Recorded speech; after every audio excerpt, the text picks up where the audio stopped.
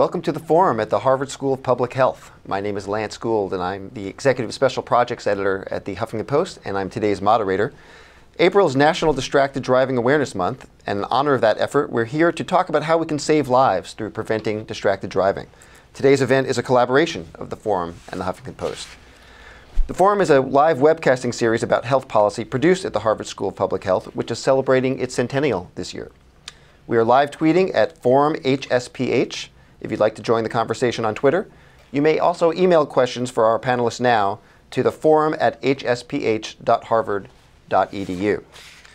Today we will first hear from Julio Frank, Dean of the Harvard School of Public Health, for some opening remarks. Then the Honorable Anthony Foxx, U.S. Secretary of Transportation, will address the audience and will join me and Jay Winsten, Associate Dean for Health Communication at the Harvard School of Public Health, for a conversation. We'll also be showing clips from the Department of Transportation's Faces of Distracted Driving series. Dean Frank. Thank you, Lance, and good morning to everyone.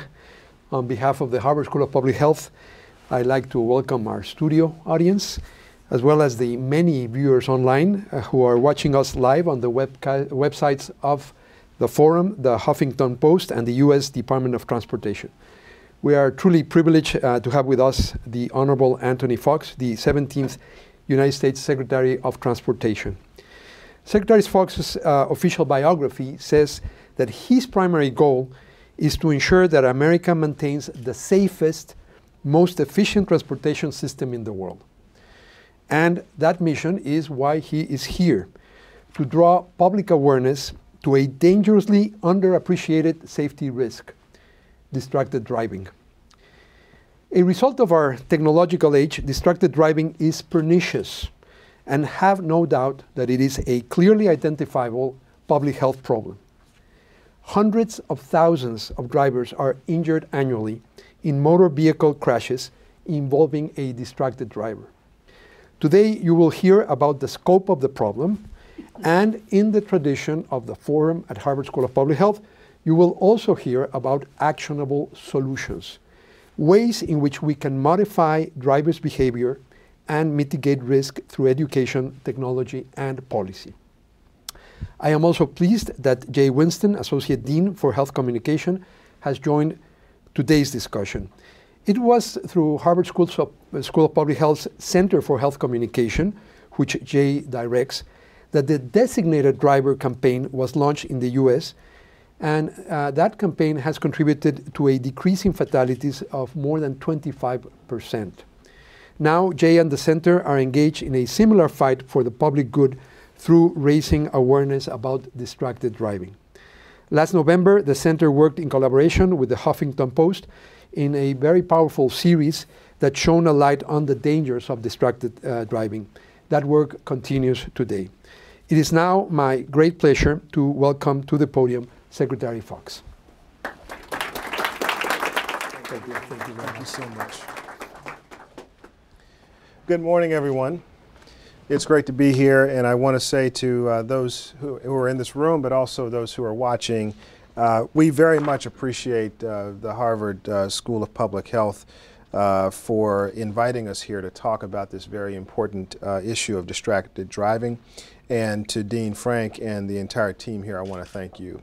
I also want to acknowledge Lance Gould and the Huffington Post for also making today possible, and look forward to having some conversation with Mr. Winsten as well.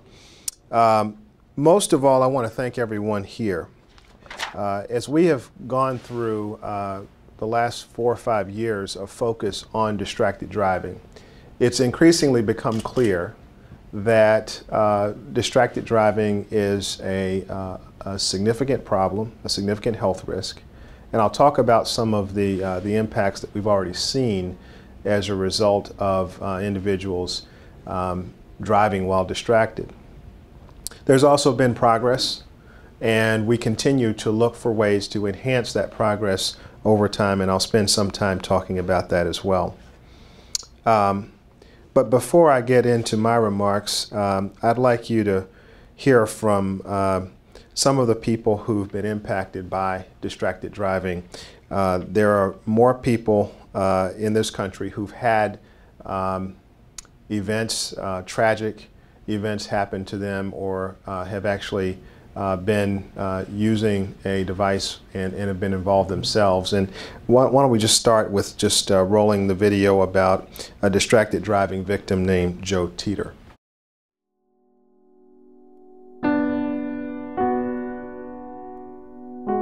Joe was the youngest of 3 boys. He was 12 years old, 7th grade. He loved sports, he loved video games, he was very involved with his youth group, he loved honesty of the mind. He was an actor and just a very fun young man.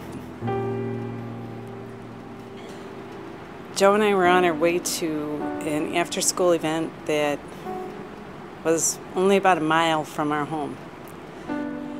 The vehicle that hit us passed 6 cars and a school bus that were stopped for the red light, and she did not see them. She was on her cell phone, and it was a classic inattention blindness case where she was talking and looking straight ahead and didn't see the cars passing in front of her, and she hit our car and killed Joe.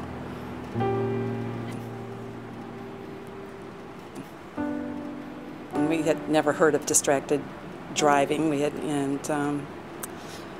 just were shocked. Why aren't people screaming from the rooftops that this is dangerous? Every distracted driving incident could have been prevented.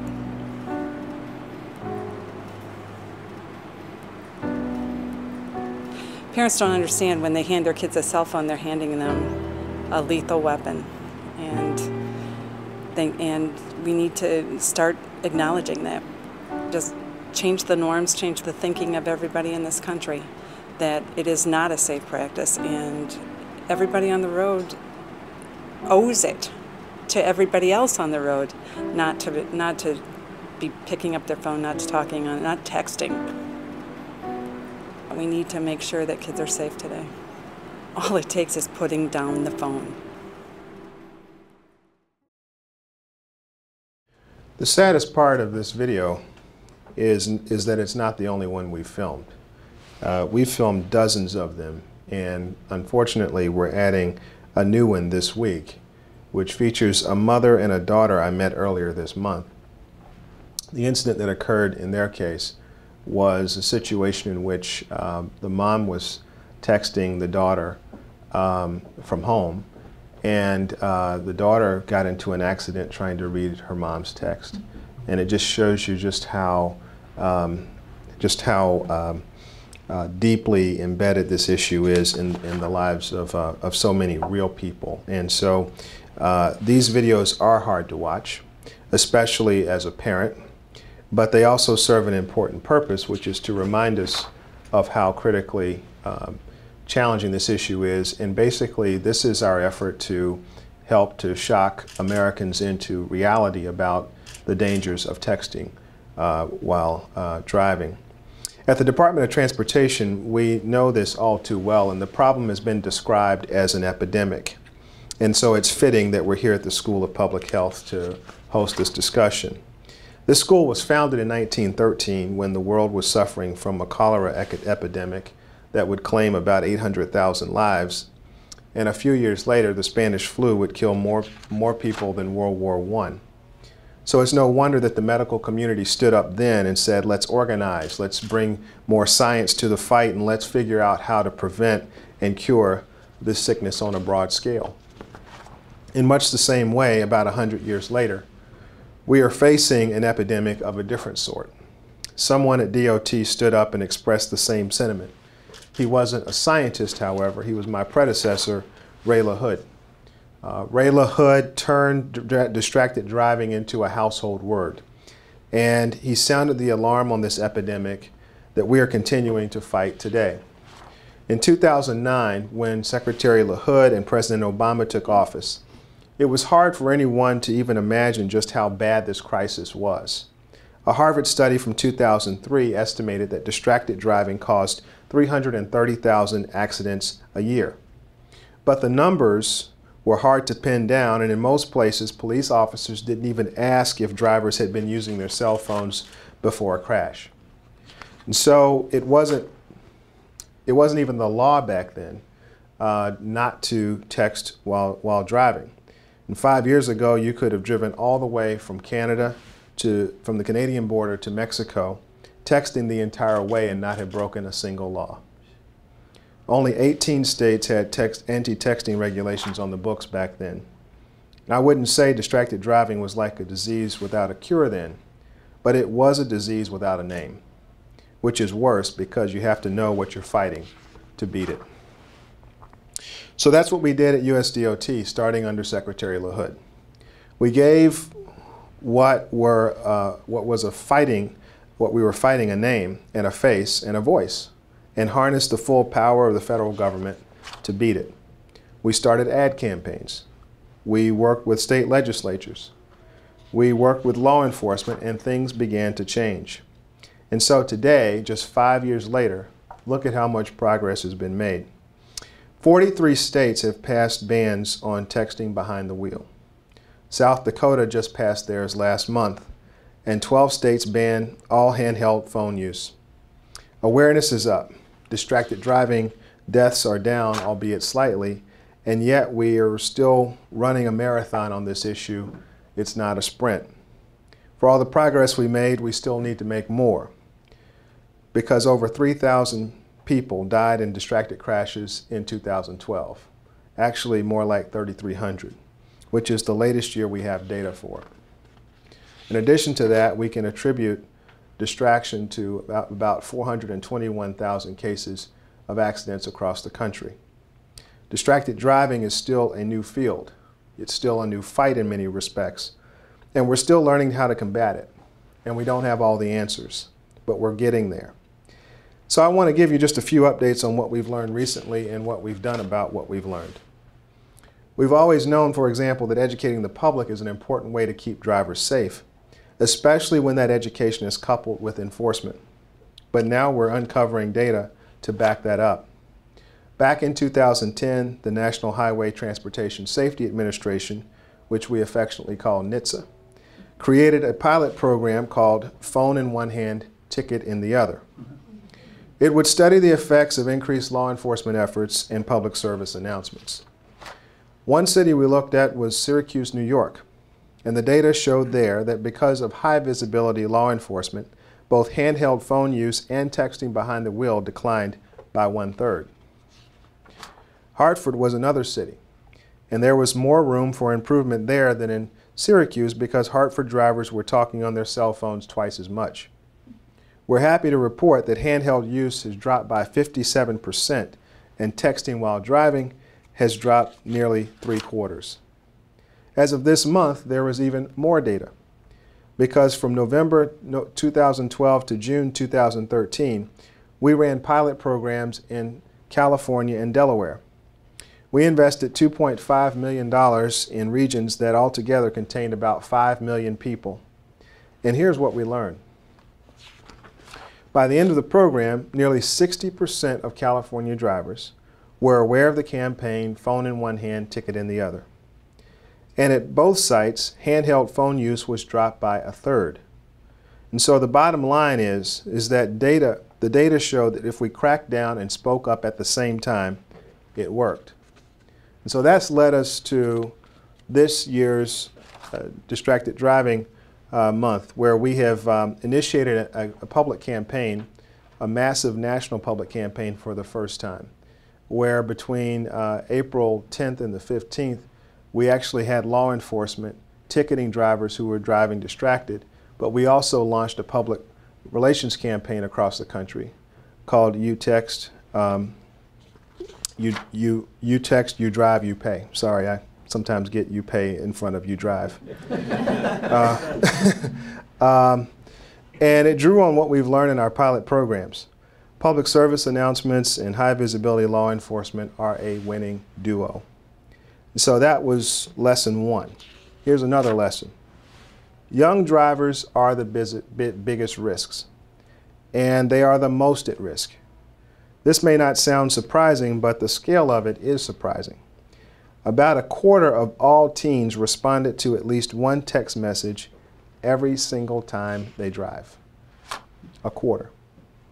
And yet, the ironic thing is that young drivers, especially teens, are fast becoming our biggest allies in this fight. A few weeks ago, I went to an award ceremony in Washington, and high schoolers from all around the country had flown in, and there were hundreds of them because they had all developed locally based distracted driving efforts in their own towns. Today, friends are telling friends to put down their phones. Sisters are telling brothers, and yes, kids are even telling their parents not to text while driving. But communication on this issue is also happening somewhere else. It's between our offices at USDOT and the offices of American automakers. 3 years ago, we announced that we were creating guidelines for how in-vehicle technology should be designed. How long, for example, it should take a driver to change the radio station.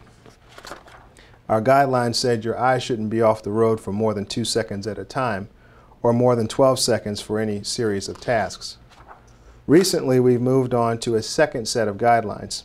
In fact, we just held 2 public meetings to talk about what we call nomadic devices, of which smartphones are the biggest example.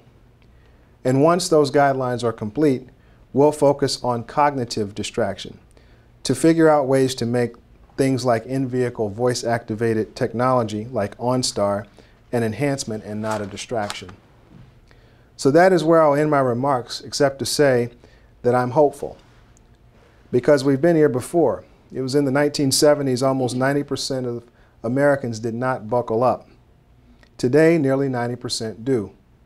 Once drunk driving wasn't taken seriously, and today its dangers are known, and folks are much more likely to not drink and drive. Some folks say people are going to drive how they want to drive and do what they want to do. You can't change human behavior.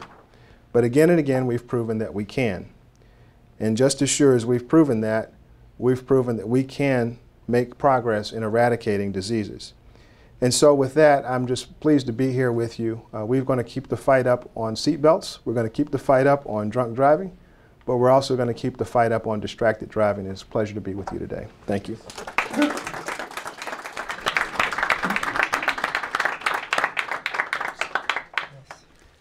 Thank you, Secretary Foxx, for those remarks. We're going to split our conversation today to 2 parts. The first will examine and explore the problem of distracted driving, and in the second half we will look for some solutions. There will be an opportunity for questions after the conversation. Just to reiterate some of Secretary Foxx's points, I wanted to point out how pervasive and destructive the problem is. Just want to drop a couple of quick stats. At any given daylight moment in the U.S., approximately 660,000 drivers are using electronic devices. There were 1.6 million automotive crashes last year attributed to cell phone use, and that's 25% of all crashes that took place. And as Secretary Foxx just noted, in 2012, more than 3,300 people were killed, and an astonishing 421,000 people were injured in crashes involving a distracted driver. So first question, Secretary Foxx, from a policy perspective, what are the most challenging aspects of this problem, policy-wise? Well, I think from a policy perspective, it's that there's so many different layers of government that have to be engaged in this issue. As I said, 43 states have adopted anti-texting while driving laws, and that's a very significant development. I'd like to see those other 7 step up and do the same. Is there any pressure being put on them by any central body or your office? We have done several things as an office to try to put some pressure on some of the states, including drafting sample legislation that can be readily adopted by those states. And we're going to keep putting the pressure on. But it's not just that. I think probably the biggest challenge is the fact that in our culture, people think that everyone else shouldn't do it, but they can. And we've got to change the discussion about this, because it is one of those things where if everyone stops doing it, we're going to be a lot safer. Do you have any thoughts on? Yeah, just to extend your point a little bit in terms of social norms and expectations and what are the boundaries of acceptable behavior in our society. To me, that's the big challenge. You know, no one in here would dare take a cell phone call during this event. And we all double checked that we had the ringer off before we started, because we'd be literally shamed and if we had made an error and it had gone off, and everyone in the room would turn their heads to see who the offender was. But once we leave the room after this event and we get into our car and we drive away and our cell phone rings, well, what do? In Massachusetts and in most other states, it's still legal for me to hold the phone and to have that conversation. I could at the same time, if I'm lucky enough to be driving a Tesla Model S, I could be reading the Huffington Post on the Tesla's 17-inch touchscreen while I'm driving down the road. And then if the phone rings, you know, what am I going to do? For all I know, it's the Pope responding to the note I sent him, because he does that.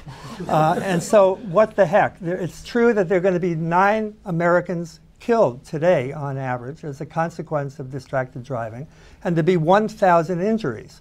But what are the odds that I'm going to be the one in the next 5 miles to cause that? Probably very, very low. So what the heck, I pick it up.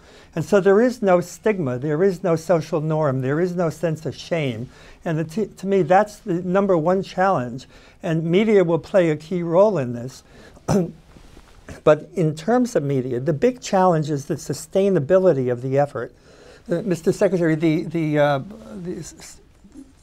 impressive successes that you had with those model programs, to me the biggest challenge is the sustainability of the efforts over time. You know, in New York State, they're very aggressive, the state police are, and with these SUVs where the cops are actually peering down into the passenger compartment to see if someone is texting while driving. But that is a very labor-intensive effort. That's not a sustainable effort over time at a large scale. There may also be issues about primary infraction and secondary infraction. That's true, yes. Do you want to address that? Well, many of the laws today, and these things take time. It's going to take 2 or 3 generations of laws, and it's not going to happen overnight. But in a whole bunch of jurisdictions, you get a slap with a $50 fine for a misdemeanor of texting while driving, and you go on your way. So what message are we sending as a society when that's the penalty in terms of how seriously we view the problem? But that'll change over time. Just moving on to the next topic, Jay, can you offer any comparisons between the current problems posed by distracted driving and the issue of driving while impaired by alcohol? Yeah, well, you know, Harvard in the late 80s and early 90s introduced the designated driver concept into the American culture by collaborating with the Hollywood studios to depict the use of designated drivers. And we had an advantage then. There were only 3 television networks when we started. There wasn't even a Fox. They were only on 2 nights a week. Not this Fox. Oh, that's it. Yeah. There was a you. There was an internet, but no one had access to it, and there was cable, but they only had reruns. So if you had 3 friends, one of each broadcast network, and I did, you could hope to reach 75% of the American public on any given evening.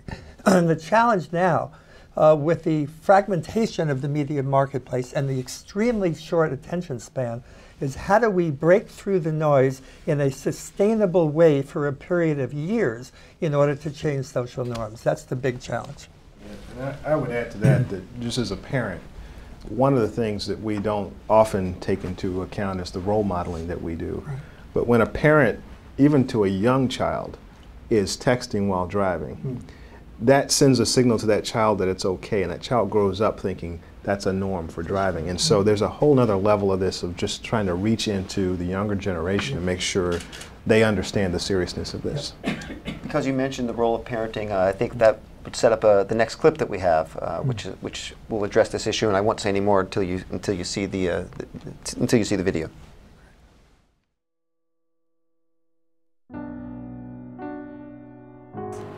It was unreal. I didn't believe it, you know, because I knew, like I said, I have, over the months and years before, we talked about this cell phone use while driving. I didn't think, you know, she would do it.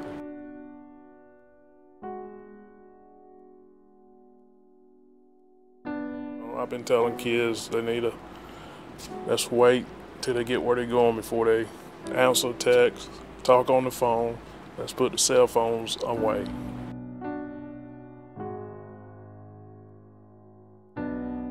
The thing is, it's not only kids, it's adults too. I see a lot of adults on phones. You know, these kids see their parents using cell phones and they think it's okay, and it's not okay. You cannot text and drive at the same time. Ashley is evident of that you cannot do both.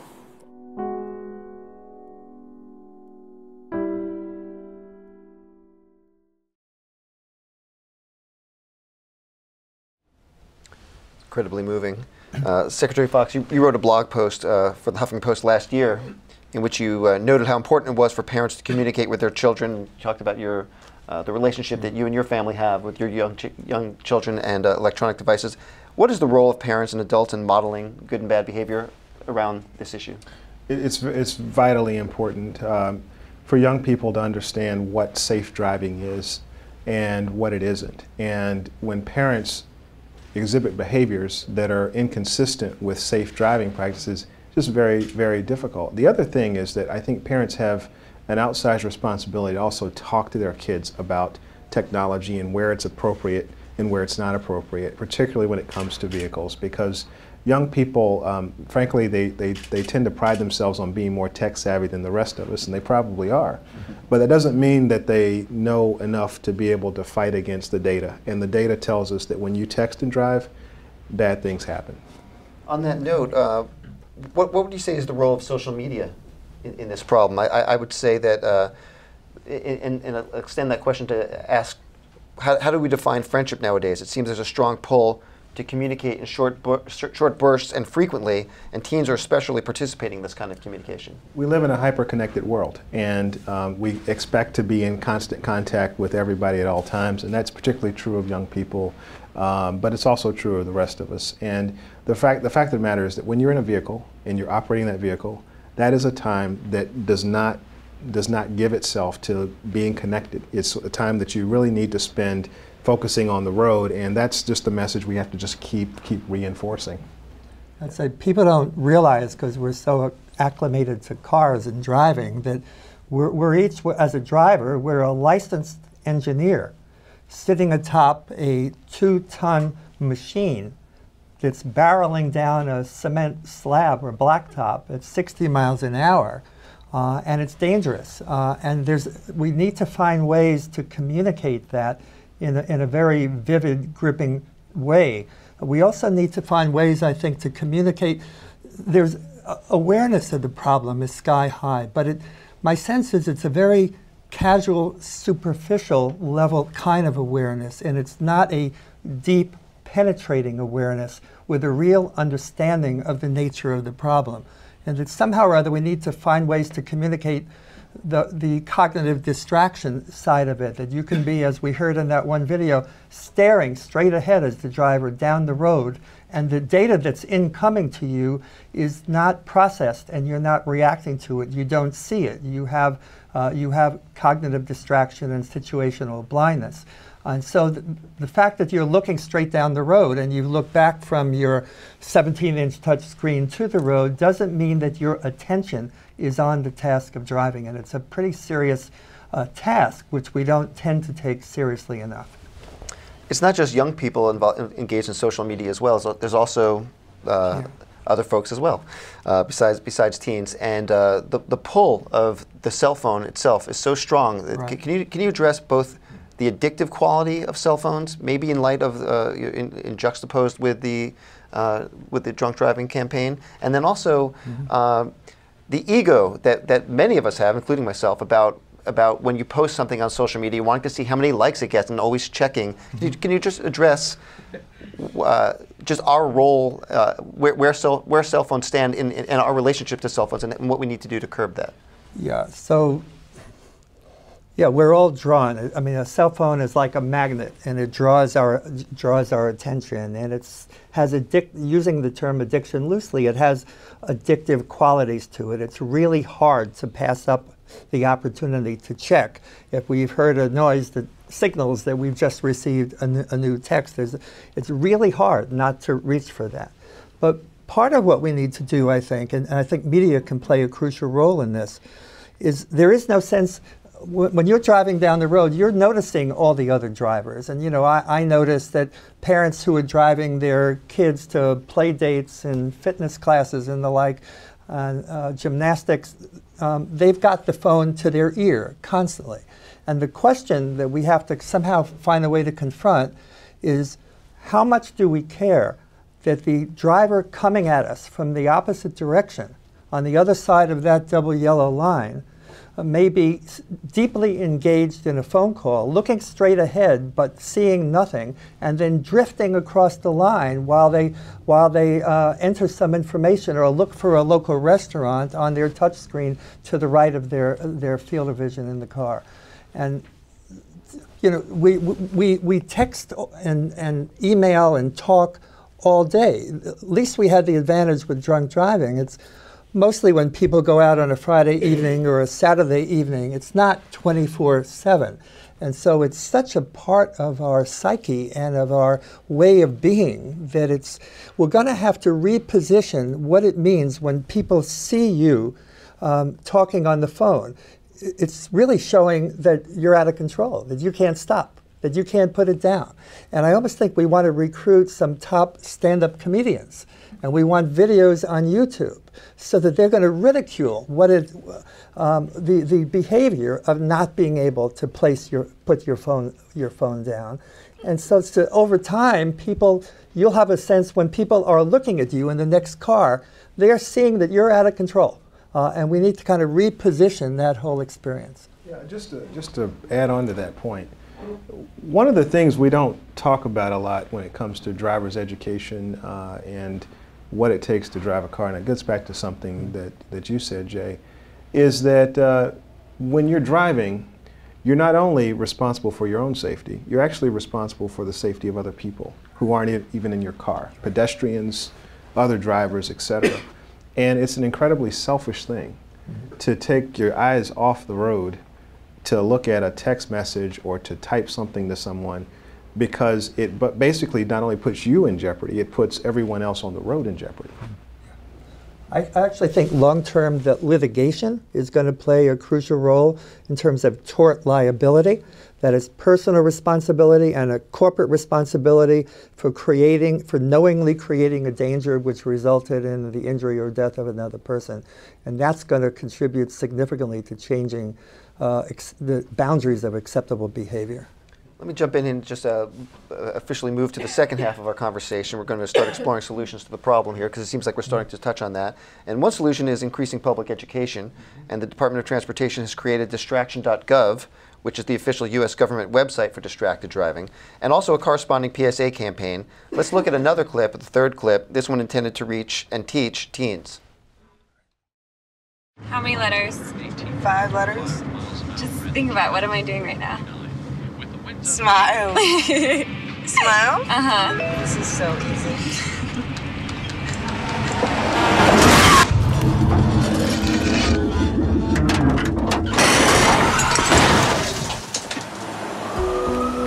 Nobody likes to be stopped by the police, but if I'd seen her texting while driving and given her a ticket, it just might have saved her life. Very powerful as well. Jay, you've touched on some of this a few minutes ago, but we've achieved tremendous awareness about the problem of distracted driving, and the numbers show that people are indeed very concerned about it, but their behavior has not changed. Those same numbers show that people concerned about it continue to engage in the practice. So what is it going to take to break the back of this problem? Before I address that, I just want to say I think this is an extremely powerful ad that you put together, and I checked last night. It's been viewed on YouTube more than 2 million times. I know it's generated a tremendous amount of press attention in local markets and nationally around the country. And it's an example of the kind of initiative that we need, these kind of peaks of synchronicity of attention to the problem, repeated over time in order to generate the sustained effort that we're going to need. But I think that's, on a scale of 1 to 10, that ranks 11. I think it's really cool. But in terms of, I think it's going to take a comprehensive strategy to finally break the back of this problem. That it's going to include regulation, be it self-regulation by industry or government regulation. It's going to take legislation, both the enactment of second and third generations laws and aggressive enforcement of them. It's going to take litigation, as I mentioned. It's also going to take innovation, technological innovation, because technology is part of the source of the problem, but it's also part of the solution. I mean, they're working, for example, on touch screens that will only be able to be viewed by the passenger. When you're sitting in the driver's seat, you will not be able to see the content. So there are solutions on the horizon, and I think technology will play a key role in that. Communication will be crucial, as we've been talking about, both at the level of driver education and at the societal level of mass communication in an effort to change social norms. Mobilization will be key in terms of community grassroots mobilization, a la Mothers Against Drunk Driving. And then lastly, equally important to all the others, evaluation. That is, we need hard data on what is contributing to the risks and to what extent it's contributing to them. And then we need to be evaluating our solutions to make sure we're on track and we'll make mid-course corrections if necessary. And in terms of these various components of a comprehensive strategy, Mr. Secretary, I think we ought to, next year in April, during this Distracted Driving Awareness Month, we ought to convene a summit to take stock at where we are in approaches to all 7 of those elements and take a comprehensive look at the whole picture. Deal. We'll be back. All right. Tune in next year. Looks like we're getting a sign for some Q&A time. And the first question will be from our honored guest, Professor Nicholas Ashford, Director of the MIT Technology and Law Program. Professor Ashford? Well, you can't keep a cell phone out of a car, but you can keep a touchscreen out of a car. We bailed out the automobile industry, and yet they are ferociously marketing, right? And we're letting them market the screens which are distractive. I have a couple of questions. First of all, not guidelines. We call it regulation, mandating. Do you have the courage, does this administration have the courage to ban these devices? Secondly, you say, well, you use GPS, but you actually don't need a visual signal for GPS. I never look at it. I always put it in. It says turn right, go straight, another mile. You don't have to have that kind of distraction. So it's, I think there's a bigger problem here, which is the malaise of the society, which says, all for me first, I have no social responsibility. You have a libertarian streak that runs incredibly strong. Do you and your department have the courage to do the right thing with regard to this technology? Well, let me say a couple of things. Great question, by the way. Number one, I have to applaud not only NHTSA, but also former Secretary LaHood for really pushing this issue out into the forefront, because it had been an invisible problem before. And we're learning things all the time that give us more information, more data, that push us in different directions. That's part of the reason why we developed standards that of legislation that states could pass. It's part of the reason why we've been leading in research and working with the academic community to learn more about this problem. In terms of the line between guidelines and rules, as a data-driven entity, we will always move towards what the data tells us. And our guidelines that we've put out are ones that we always urge the auto industry to follow. And as data becomes more available and more prevalent and we learn more about this, I wouldn't put any brackets around where the department will go going forward. But right now, we're encouraging the auto industry to follow our guidance. Can I just say something about the tort liability? I teach law at MIT. I can't understand how general counsel for any of these automobile companies can pass on allowing the screens to be in the car. Because unlike the cell phone, the liability is not very clear.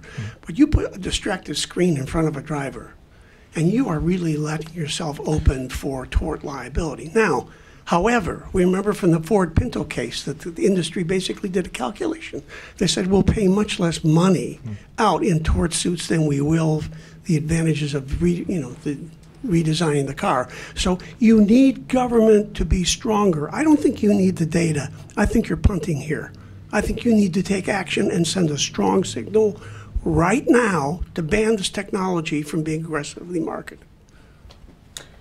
Response. One other point that I'll make on this is that I've been a part of the rulemaking process for a while now, and the rulemaking process can sometimes drag on long after new innovations come into the marketplace. And so part of what we are always balancing as an administration is, you know, what's going to be the fastest, most effective way to get to where I think both of us are. And right now, we are where we are, but again, that could change. Can I just add on that? I shared your skepticism initially about guidelines, but the more I read about it, the more it became clear that any company that violates or ignores those guidelines will render themselves highly vulnerable to a liability suit. So the industry actually is fighting like crazy against the particular terms of the guidelines, because it does constrain what they want to do, and they realize they're going to be hard-pressed to violate them from the point of view of the General Counsel's office. Why don't we take a question from our online audience next? Lisa, do we have any questions from online? Great. Yes, and we don't usually get this, but we have an online viewer who wants to ask our audience something. So I'm going to do that one. It's real quick, and then I'll do another question. I would like to see a show of hands of how many people in the audience use their cell phone while driving to this forum, and be honest. Oh, not very many. 0. Okay. And how many people are lying? You're in communication. And here, the camera's not many. Here's another question from Jean Hathaway. Could insurance companies be helpful partners to state and local efforts to address distracted driving? If so, can you provide any examples of such partnerships? Yes, the short answer is yes, and we actually have an informal group of folks that come together to advise us on our distracted driving initiatives, and the insurance companies in some cases are at the table with us. They have a vested interest in ensuring that the driving public is safe and that they're using best practices, and so it's a natural fit. So this is an area where, as we found at the federal level, there's no substitute for a governor or a mayor or someone who convenes and gets that conversation going on a local or a state level and really driving the ball home. Yeah. Any thoughts on the insurance? Well, not on that, but kind of back for a moment on the auto industry. You know, I think it's important to underscore that the car companies care a lot about security, and their executives do, and they've done a tremendous amount to improve the security of vehicles. But when it comes to distracted driving, they have an inherent conflict of interest, and that's why the role of government is key as a counterforce to their inclination. Yeah. Any other questions from the audience? Right over here. Yeah, please just identify yourself first. Hello, Dave Swedler, a postdoc at Harvard School of Public Health. As you said, we have 43 states that have banned texting while driving and 12 that have banned handheld cell phone use. But the science has shown that there's really no difference between handheld cell phone use and hands-free cell phone use in crashes, or if there is a difference, it's very negligible. Are we sending the implicit implication that it's okay to drive hands-free, despite the fact that there's no evidence that it is? It's a great question, and it's actually the subject of the next phase of guidelines that NHTSA is working on right now, and that is going to engage not only the auto industry but also the manufacturers of cell phones and others, and you can bet over the next several months it's going to be an interesting process to watch, but it is certainly one that we are aware of, and our guidelines will hopefully speak directly to that issue. Yep. Next question over here. Hi, my name is Joanne McKinney, and I work in the advertising industry. So my question actually points to the communication that you shared with us. The disincentive that you're showing for distracted driving is actually the ticket in some instances, and although in the teen instance more obviously the thought of death. how did you land on the ticket as being the real, I guess, leaping off point for discouragement of distracted driving versus perhaps some of the other issues that have been discussed here, whether it's the social aspect, caring for others on the road, caring for yourself, etc.? Let me sort of put the You Drive, You Text, You Pay initiative in context. Over the last 5 years, there have been a number of steps that we've taken, and while we think it's an important step based on the data we've seen to have a public relations campaign coupled with strong law enforcement, as I talked about in Syracuse and also in Hartford, as well as California and Delaware, those are really critical components to have working together. But it's not the only effort we're undertaking. I mean, honestly, I think this issue comes down to, if you look at seat belts back in the 70s and 80s, it took a while before it became commonplace for people to buckle up. And it's a culture, it's a behavioral change that we're having to get the American public used to. And it's going to take a while. But part of it is being consistent. It's part of it is having law enforcement at the table, and part of it is continuing to advocate for the kind of behavior that we know we need to have. It's not just one thing. Any other questions from the audience in the back row? Hi, my name is Brad Benton. I work here at HSPH. I know you've mentioned that 43 states have passed laws, but with the federal transportation authorization expiring at the end of FY14, does that give Congress the power or create a window for federal legislation to address this, tied to funding mechanisms, or is it just going to be, a bunch more patchwork extensions? Yeah, in the past, the way Congress has effectively encouraged states to act is by holding some of their highway trust fund dollars at stake if they don't comply. That's how a lot of the seatbelt laws got done back in the day. And so I think there's an opportunity for Congress, if it's so moved, to deal with that. But let me also say this, that from our vantage point, we're going to continue doing everything we can as a department to learn as much as we can about this, to inform the public, to push for passage of laws, whether it's at the state level, local level, or even at the federal level where appropriate. And that's just, this is an effort that is not going to stop with Secretary LaHood. It's not even going to stop with Secretary Foxx. It's something that's going to continue going because it's going to take a long time for us to get where we want to be from a culture perspective. Just to reiterate a question I asked you earlier, sure. What sort of pressure is being put on the states that are not complying, the 7 states? And they seem to be in somewhat the same geographic area. I believe it was in the South and Southwest. So I think some of the pressure that's being put on them, first of all, we've, again, drafted model laws. We know where those states are, and when we go there, we talk about this, particularly with our Federal Highway Administrator and the NHTSA Administrator as well. But even more importantly, those states also have victims. And what we find a lot is that the victims are some of the most persuasive voices in this entire conversation. And that's why I think we now have 43 states as opposed to 42 or 41, is because victims are speaking up, and it takes a lot of courage. And I do want to say how much we appreciate those victims who come out publicly to talk about this. In the back. Hi, Veronica Thomas, a student here. And I'm just wondering what role you think that cell phone manufacturers have in making the behavior to refrain from texting while driving or using a cell phone while driving more habitual.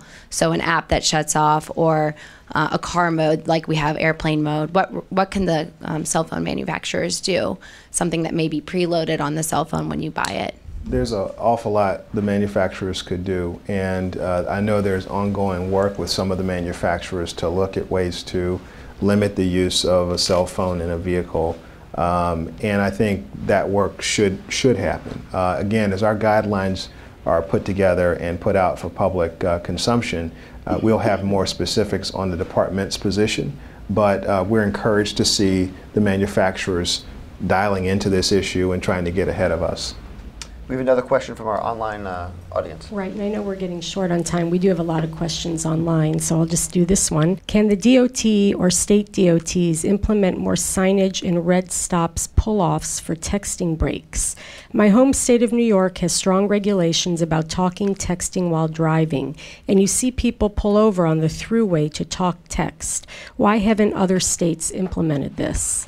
It's a great idea, and it's something that that's a place where we can potentially play a role. We develop model standards for the development of road networks, for example, and that's a very good point, and I'll take it back to our folks at the Federal Highway Administration to see what we can do on it. Thank you. We have time for one more question? I think that we do, if I could actually take this from online again, Sure. just to include folks. This is an interesting idea. Any thoughts of enlisting places like McDonald's and other fast food restaurants where young people stand in line every day as a place to show Distraction.gov's PSAs? It would take a business like McDonald's to embrace the cause and do something about it. This is from our live chat. It's a very good idea. Another one that we'll take back. As an administration, we have to make sure we're being consistent with the First Lady's Let's Move initiative.